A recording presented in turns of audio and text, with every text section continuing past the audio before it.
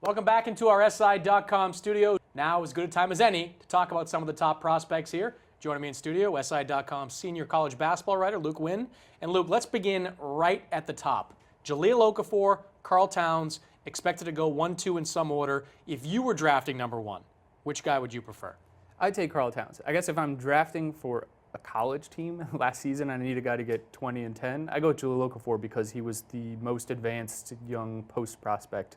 But Karl Towns is kind of the complete package, I think, in terms of giving you defense, good rim protection, great shot blocking, timing, and he's blossoming as an offensive player. You saw him really developing a good jump hook in the tournament, and he's probably the best free throw shooting elite big man prospect that I think I've ever seen, or in the last 30 drafts, he's better than any of the guys who have gone 1 or 2 that have been centers. Yeah, I'm with you there. I mean, I think Minnesota at number one with a gaping hole at the power forward position, the chance to send Karl-Anthony Towns to Kevin Garnett College for 1 year and learn that position, I think that's an invaluable resource to have at your disposal. I was sold on Towns in the tournament. When he played Notre Dame and in the second half when Notre Dame decided inexplicably not to double team him, just being able to drop shots over in the post. I know he's not going to be able to do that as consistently in the NBA, but that was really impressive how he played and the composure he kept in that tournament. The free throw shooting, though, is just enormous. Okafor probably always going to be 50-60% from the free throw line. Towns shooting 80%. We saw in the NBA playoffs how valuable it is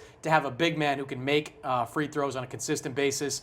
That rule's not going to change. Everybody wants it to change, but the rule's not going to change, not significantly. So having a big man like Towns, that is going to be huge for any team at that position. Yeah, I think the other thing with Towns is that, in the lead up to the draft, you always hear big men say, I could shoot. You just didn't see it. Yeah. You didn't see it in college. I could shoot. Shoot. But Karl Towns actually in high school, he started out as a perimeter player because when he was playing as a freshman on his high school team, he had other older big men around him. He made 127 threes as a high schooler. He shot over 50% as a high school junior before he moved classes and went to Kentucky.